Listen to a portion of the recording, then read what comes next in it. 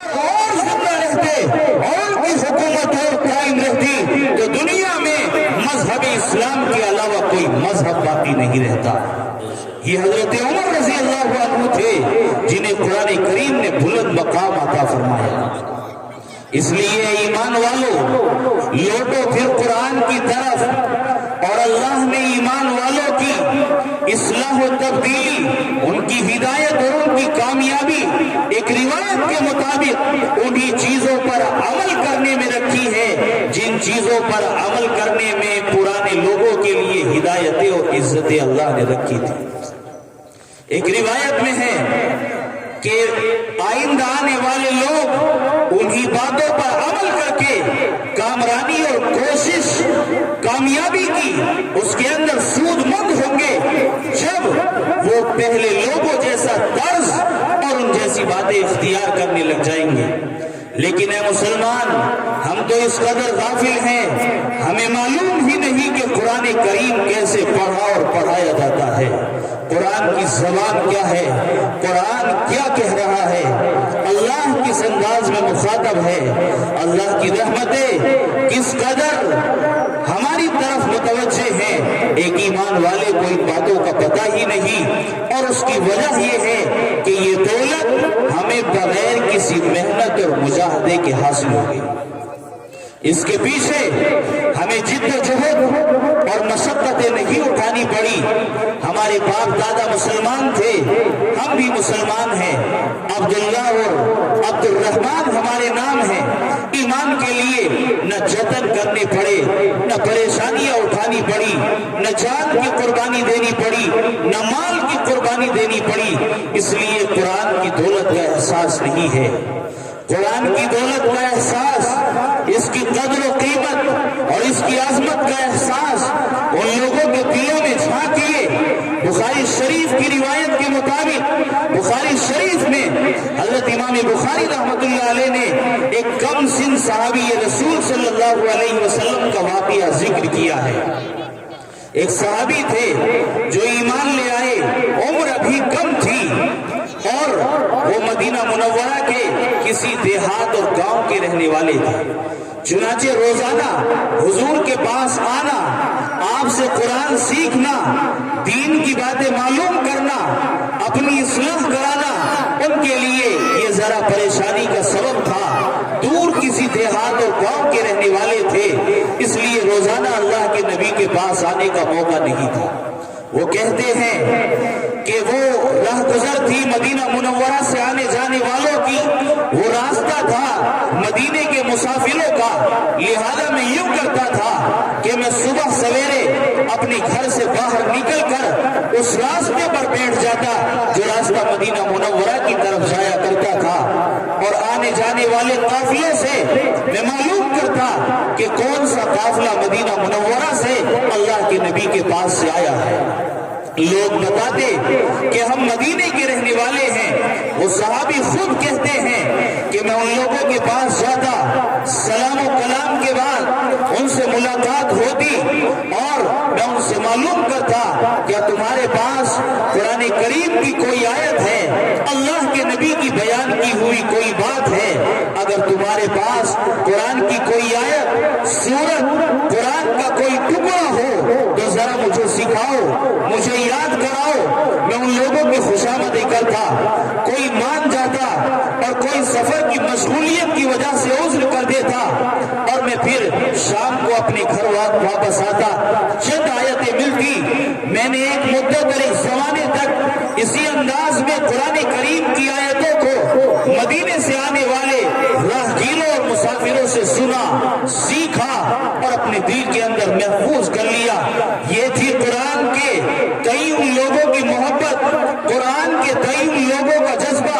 اور قرآن کے تعلق سے ان لوگوں کی یہ طلب تھی، ان لوگوں کی یہ کوشش تھی جس کی بنیاد پر اللہ نے انہیں بلندی عطا فرمائی، اور پھر دنیا نے دیکھا کہ ساری دنیا ان کے سامنے ذلیل اور ان کی غلام اور محکوم بن گئی۔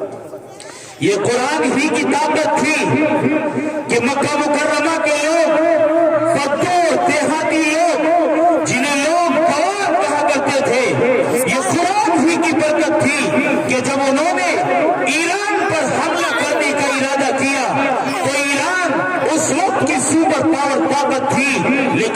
والوں کا مقابلہ کرنے کی ہمت اس وقت کے رستم کے اندر بھی نہیں تھی. اس وقت کی بڑی بڑی طاقتوں میں بھی مسلمانوں کا مقابلہ کرنے کی ہمت نہ تھی. اور یہ صرف قرآن کریم کے پیغام کی برکت تھی. یہ قرآن کریم ہی وہ بنیاد تھی اس وقت جو مسلمانوں کو ہر وقت عزتوں سے ہمکنار کرتا جا رہا تھا. وہ جہاں جاتے ان کے لیے راستے کھل جاتے. وہ چاہتے تو چٹانوں کو چورا چورا کر دیتے. وہ پہاڑوں میں راستے بناتے. وہ دریاؤں میں اپنی کشتیوں کے بجائے اپنے گھوڑے چلا دیتے. اور وہ افریقہ کے ملک میں پہنچتے تو وہاں کے جانور بے زباں مسلمانوں کی عزت و توقیر میں اپنے جنگلات کو خالی کر کے اپنے بچوں کو منہ کے اندر دبا کر جنگل خالی کر کے لیے جا رہے تھے. اور مسلمانوں کو انہوں نے وہاں پناہ اور ٹھکانہ دیا. یہ قرآن کریم کی برکت تھی. یہ قرآن کریم پر عمل کی تاثیر تھی کہ اللہ پاک نے ان لوگوں کو جو انتہائی قسم پرسی کے عالم میں تھے, انتہائی ماندہ لوگ تھے, اللہ پاک نے انہیں آسمان کی بلندیوں پر اٹھایا. قرآن کریم نادان لوگوں کو, قرآن کریم ان لوگوں کو جنہیں معاشرے میں کوئی پوچھتا نہ ہو, لیکن جب قرآن کریم پر وہ عمل کرتے ہیں اور سیکھتے ہیں تو اللہ پاک انہیں وہ عزتیں دیتے ہیں جو وہ دنیا کی بڑی سے بڑی حکومت اور طاقت کو حاصل کر لینے کے بعد بھی شاید انہیں وہ عزتیں نہ ملتی. یہ مکاتب دینیہ, قرآن کے محافظ, یہ مکاتب اور مدارس, یہ مساجد کا نظام, علماء کرام کی محنتیں, اللہ کے نیک بندوں کی کاوشیں اور ان کی کوششیں, ان کی آہ سحر گاہی, ان کے دل کی تڑپ, ان کے دل کی کوہن اور ان کا درد ہی ہے جو امت مسلمہ کو آج زندہ رکھے ہوئے ہے. آج اگر امت زندہ ہے کسی بھی حال میں, وہ ان علماء کرام, مکاتب و مدارس, مساجد و قرآن کے خدام کی برکت ہے, ان کی قربانیوں کا ثمرہ ہے, ان کے جد و جہد کی برکت ہے. ورنہ دنیا نے مٹانے کے لیے کیا کچھ جتن نہیں کیے تھے, امت مسلمہ کو مٹانے کے لیے کیا کم کوششیں کی تھی, لیکن قرآن کا پیغام تھا. یہ علماء تھے جو بار بار بتا رہے تھے کہ آخر میں عزت صرف روئی اور بلندی اللہ کے ماننے والوں ہی کی ہوتی ہے, لہذا مایوس ہونے کی قطعاً کوئی ضرورت نہیں ہے. اس لیے ان مدارس کو کم تر نہ سمجھو, ان مدارس کو حقیر نظروں سے نہ دیکھو, ان چھوٹے چھوٹے مکاتب کو گری ہوئی نظروں سے نہ دیکھو. یہ اللہ کے دین اور قرآن کے محافظ ہیں اور یہ مذہب اسلام کے آہمی اور فولادی قلعے ہیں. جب تک یہ زندہ ہے, قوم مسلم زندہ ہے, دنیا کی کوئی طاقت صفحہ ہستی سے ایمان والوں کا خاتمہ نہیں کر سکتی اگر ان کے ایک ہاتھ میں قرآن اور دوسرے ہاتھ میں اللہ کے نبی کی حدیث اور آپ کی محبت ہے. دنیا کی کوئی طاقت ان کا خاتمہ نہیں کر سکتی. یہ مدارس در حقیقت اپنے اندر ایک پاور اور طاقت لیے ہوئے ہیں, اور جس پاور اور طاقت کا احساس اگر نہیں ہے تو ایمان والے کو نہیں ہے, اور اس طاقت کا احساس غیروں کو اس انداز پر ہے کہ انہیں یقین ہے کہ جب تک یہ علماء, پوریہ نشی افراد اور قول اللہ اور قول رسول کے کہنے اور اس کی صدائیں گنگنانے والے یہ لوگ جب تک اپنی معصوم اور پاک زبانوں سے بسم اللہ کی صدائیں بلند کرنے والے یہ معصوم بچے اور پھول زندہ ہیں, جب تک یہ مسجدیں قائم ہیں, جب تک یہ مدرسے باقی ہیں اور یہ مکاتب کا نظام قائم ہے, قوم مسلم کو کوئی تباہ و برباد نہیں کر سکتا. آؤ چلے تاریخ کے جھروکوں اور صفحات میں چلے اور افغانستان کی تاریخ کا ایک مرتبہ پھر مطالعہ کریں اور نظر ثانی کریں. جیسے آج افغانستان کسی کے آگے جھکنے کو تیار نہیں ہے اور اللہ نے انہیں عزتیں دی ہیں. وَلِلَّهِ الْعِزَّةُ وَلِرَسُولِهِ وَلِلْمُؤْمِنِينَ وَلَكِنَّ الْمُنَافِقِينَ لَا يَعْلَمُونَ. عزتیں تو اللہ کے لیے ہیں, اللہ کے پیغمبروں کے لیے ہیں, ایمان والوں کے لیے ہیں, اور منافقین, کافروں اور مشرکوں کو تو اس کی ہوا بھی نہیں ہے. ایک وقت تھا جب افغانستان کا ساری دنیا میں ایک چرچا تھا اور افغانستان ایک مضبوط طاقت تھی اور دنیا کے سارے لوگ اس کے سامنے ہیچ اور لاشئی تھے، کوئی اس کا بال بیکا نہیں کر پا رہا تھا، اس وقت میں جب انفرادی طور پر بڑے بڑے ملک تنہا اور اکیلے افغانستان پر حملہ کر کے اور سازشیں کر کے ناکام ہو گئے، تو تمام کے تمام دنیا کی طاغوتی طاقتوں نے ایک میٹنگ بلائی عالمی پیمانے پر اور انٹرنیشنل سطح پر ایک میٹنگ بلائی جس کا عنوان یہ تھا کہ افغانستان کے لوگوں کو اور افغانیوں کو کیسے پسپا اور ذلیل کیا جائے، دنیا کے سامنے ان ایمان والے افغانیوں کو کیسے جھکایا جائے، ان کی طاقت کو کیسے ختم کیا جائے اور ان کے ملک کی اینٹ سے اینٹ بجائی جائے۔ لہذا وہ کانفرنس بلا لی گئی، مشورے اور میٹنگ کا وقت آیا، دنیا کے بڑے بڑے حکمراں، بڑے بڑے دانشور، بڑے بڑے ذہین، فطین، لبیب، عریف قسم کے لوگ اس میٹنگ میں شامل تھے۔ ہر ایک نے اپنی اپنی رائے پیش کی کہ افغانستان کے لوگوں کو اس طرح تباہ کیا جا سکتا ہے۔ کسی نے کوئی رائے دی، کسی نے اپنی سمجھ کے اعتبار سے کوئی رائے دی، لیکن بالآخر جو آخری رائے پاس ہوئی، جو آخری مشورہ قبول کیا گیا، وہ آخری مشورہ یہ تھا،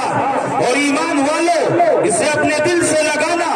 اس تاریخ کی بات کو اور افغانستان کے لوگوں کے اس جذبے کو اور ان کی طاقت کے اس راز کو اپنے سینے سے لگانا۔ میٹنگ میں مشورے کے بعد، بڑی لمبی غور و خوض کے بعد جو رائے پیش ہوئی اور جو رائے پاس ہوئی، وہ رائے یہ تھی،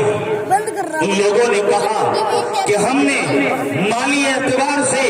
انہیں کمزور کیا اور کرنے کی ہر کوشش کی، ہم نے ان کے مکانوں پر حملے کیے، ہم نے ان کی عزتوں کے اوپر حملے کیے، ہم نے ان کے بوڑھوں کو ذبح کر دیا، ہم نے ان کے بچوں کو قتل کیا، ہم نے ہر کوشش کی، لیکن ہم ہر کوشش میں ناکام ہوئے۔ اب واحد تنہا اور ایک ہی راستہ ہے، اور وہ راستہ یہ ہے کہ افغانستان کے لوگوں کے درمیان سے علماء کرام کی اس جماعت کو ختم کر دو۔ لہذا اقبال کو کہنا پڑا، افغانیوں کی غیرت دیگا ہے یہ علاج، افغانیوں کی غیرت دیگا ہے یہ علاج، ملا کو ان کے کوہ و دمن سے نکال دو۔ جب تک افغانستان کی عوام اور یہاں کے علماء کا تعلق اور رابطہ مضبوط ہے، جب تک افغانی اپنے علماء کی بات پر لبیک کہنے کے لیے تیار ہیں، جب تک یہ اپنی علماء کی ایک صدا پر اپنی جانوں کا نذرانہ پیش کرنے کے لیے تیار ہیں، جب تک علماء کی باتیں ان کے لیے حرف آخر کا درجہ رکھتی ہیں، جب تک یہ لوگ اپنے علماء سے ملے ہوئے ہیں، ان کے پاس جاتے ہیں، ان سے محبت کرتے ہیں، ان سے تعلقات رکھتے ہیں، خوب سمجھ لو دنیا والوں، جب تک علماء افغانستان کے اندر زندہ اور باقی ہیں اور عوام اور علماء کا تعلق مضبوط ہے، دنیا کی کوئی طاقت افغانستان کو پسپا نہیں کر سکتی۔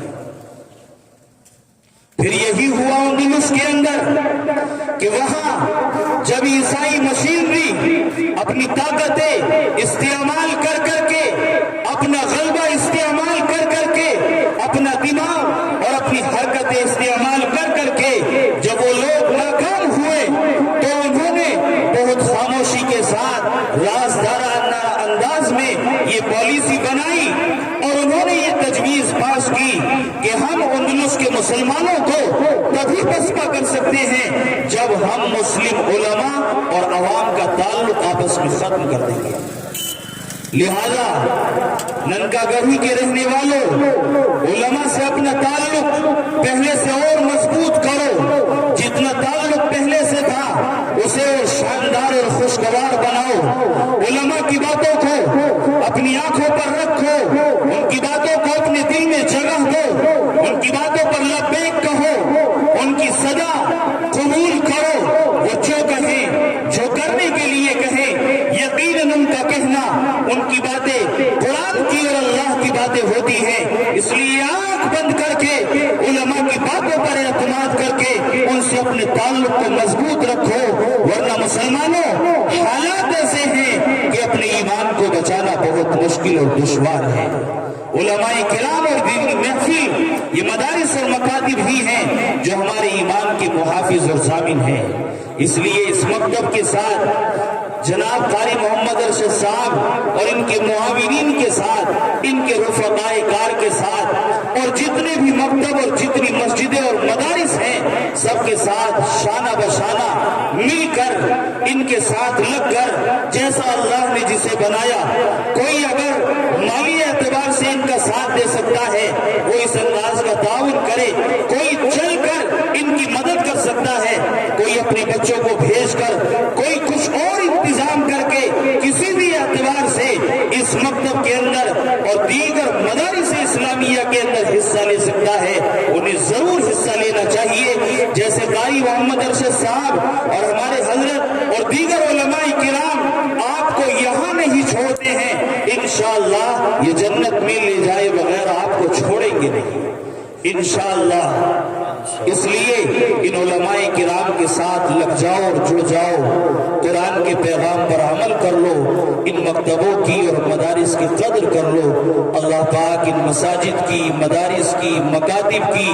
دین کے ان مراکز کی خوب قدردانی کرنے کی توفیق عطا فرمائے۔ اللہ پاک ان باتوں پر عمل کا جذبہ اور سعادت نصیب فرمائے۔ وآخر دعوانا الحمدللہ رب العالمین۔